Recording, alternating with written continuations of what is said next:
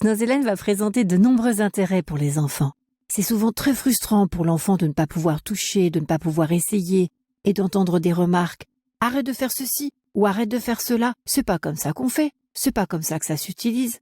Le monde de l'enfance est un monde de curiosité, d'envie de toucher à tout, de mettre à la bouche, d'essayer, de créer et d'inventer. C'est exactement ce que propose Snozelen. Proposer à l'enfant de passer un temps dans cet univers, c'est lui offrir un moment, un milieu pour s'exprimer et explorer librement. Ce sont des conditions qui vont lui permettre de se rendre compte qu'il est capable de faire. Cette approche est valorisante pour les enfants. Dans la relation avec l'adulte, elle lui permet de partager des temps coopératifs, des moments de plaisir à faire ensemble. Snozelen favorise la créativité, la possibilité d'oser sans contrainte.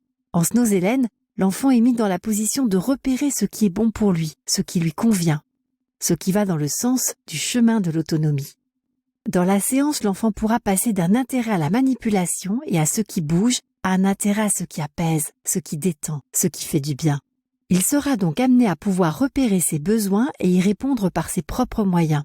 Le libre cours à sa sensorialité, à ses ressentis et à son imagination favorise l'intégration des émotions. L'enfant devient acteur et créateur de ce temps d'activité.